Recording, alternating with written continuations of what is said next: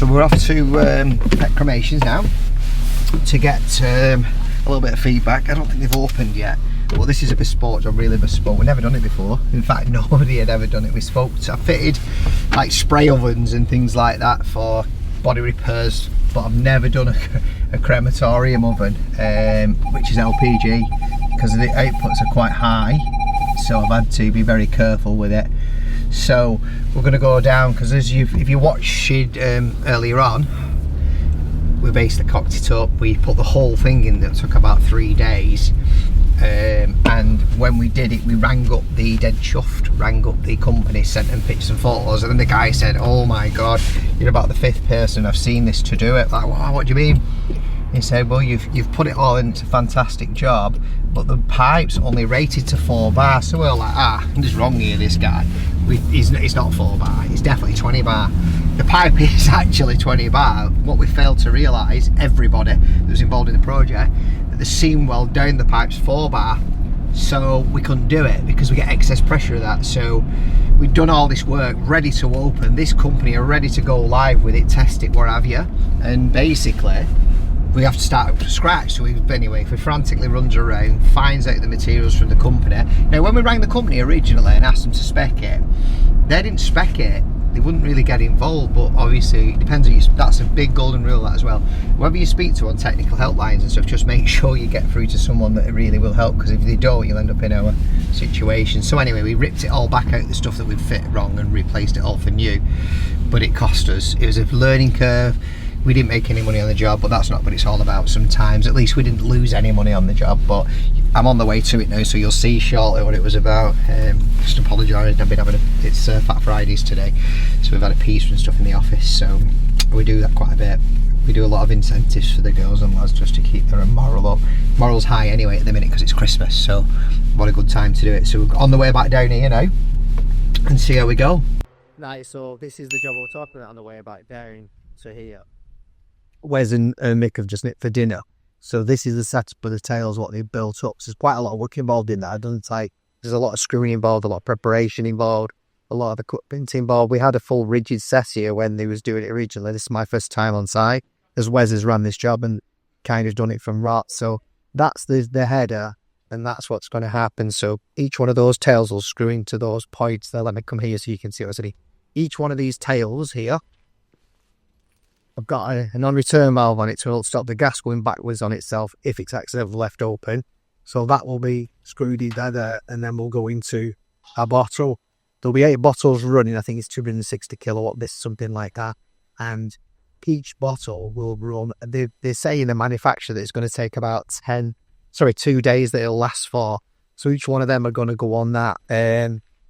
The job's been a challenge because it's not something that we've never done before, and not really anybody that we could get on was doing it, because you can't put anything else in here but that. So we have got a few issues with this particular project because there's some drains here that need to be sorted out, which they're aware of, because LPG can't go in that. So these drains here will have to be guarded so they can't be left open like current tar. And that's the unit on the roof. That's the bottles where they are. So what they're going to do is they're going to build a cage around here and bolt that to that, so that then these can't be knocked over. Or the alternative is to lock them onto each of that. So that's the whole installation really of what we're doing there. So it is portable. It's not classed as a main building, so they can move that rig completely if they want to put it that far corner or take it somewhere else. So that was the other thing that they were saying. If you had to move it, they'd just move it. So it is portable. Let's hope we don't get any leaks on it when we fill it up today. But yeah, that's it. Thanks for listening, guys. So this is just something bespoke that we do. Right, we're back at this job here now, the one that I was telling you about, the Recoxo. It's a bit busy this road, so we're going to have to curb. We're going to go in and have a look. As you can see what they do funeral car, they don't basically buy and sell, I think, unicorn. So what I'm going to do, I'm going to go across the road now and speak to this lady. Oh, you're missing it? So yeah, I'm gonna use some classics here with funeral cars. So we got the customer, they rang us, and they're obviously involved in funeral game. They got some serious cars here. I don't know how old they are, but some of them are It's all sorts, isn't there, Brad? Some classics over there. And this one looks like something of Ghostbusters, doesn't it? This particular one here, what do you think, Brad? It's quite smart though, isn't it? It is. So I bet that's in some characters. So this is the job that we did. So those who have seen the first video or the follow-on video, I'm not sure and put it live. Have you put it out live now? No, not yet. So what we did, you got this job here, right? So this is a porter cabin, so they can lift it up and move it and do what they want with it. So the idea with this is you disconnect the bottles. I think they're moving it somewhere else. I'm not sure if it's staying here or not. But you pick it up, chuck it somewhere else. You open up those doors there, and that is literally a cremation oven. And it's for pets. So the biggest challenge we had with this was fitting this rig here. So we fitted out all this rig. The original rig we put in, and we did a beautiful job. We thought we'd done it correctly. So we've got to possibly nip back and do some touching up here on this because there's a bit of rust, but you're going to get that over time. But it does need maintenance. Now, so what we did, we put this in, this customer originally. This pie is the correct pie. So this is the pie what got suggested to us to use by the people who commission and sell these. We put this all in wrong. Spent 2 or 3 days specking it, going up and down, loads of phone calls, getting it done, did it wrong. Dead proud, sent it over to the guy. He said, it's wrong that, lads. We're like, what? You're not the first person to do it, but don't worry. This is what you need. So we rushed around to get these guys back up and running. Put it all back in, tested it, it works perfect. They come out, commissioned it, put a stamp of approval on it, and we're dead happy with it. It looks not like a great deal of work, but there's quite a lot of work in calculating how many bottles you need. I even run Gas Safe, and I spoke to suppliers and people, bottled gas companies, and they didn't know. Nobody knew how to do this. We went onto Google with no information. We were dead lucky though, because we actually spoke to the people, finally got through to the right guy who builds this. So if we'd have put this in, we thought we should have done it with the incorrect grade of pie, it probably would have been okay. And in fact, now I know this, I've been out to loads of installations that are feeding spray booths. I'd say not loads, probably several, that have used the incorrect grade of pie, including ourselves, which is worrying because nobody knows. And when you spoke to Gas Safe and people like that, they don't know.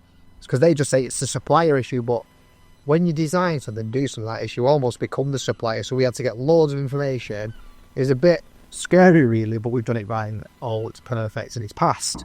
So I thought I'd share that with you because we spent a lot of time doing this, and that was 6 months ago, wasn't it, the first video that we did. So but this will run into the next one. So we did it straight away, but it's took quite a while just to get it checked and make sure it's right before we went live with it on a video. But we do something different. I was saying in the other stuff that we do, we're trying to make M&R more efficient. So throughout the winter, we just concentrate on boilers, the odd air conditioning, maintenance and repair service. The more in the summer will be the service side of the company. So all the service engines will be servicing all the boilers. We'll be taking on larger jobs like this. This isn't a large job, but it's quite a complex job where you can charge a lot more for these projects than you can for a normal. So this particular rig and job would probably give you about 10 boilers income. So it is better to do it, but there's a lot more thinking involved. The other thing is we used to do batteries. We're going to get back into the high-end batteries. We did about 4 last year throughout the summer that worked out really well. We spent our time on it, worked with the customer, worked with Plum Factory, got it all boxed off, and we did really well out of it. And also I felt a lot of gratification from it because we got paid correctly. The customers got what they wanted and there was no ins and outs. So that's another thing. And also we did a couple of jobs. We did one at about, I think a large one was about 36. That was a college doing the boilers there. We did several plant rooms for houses.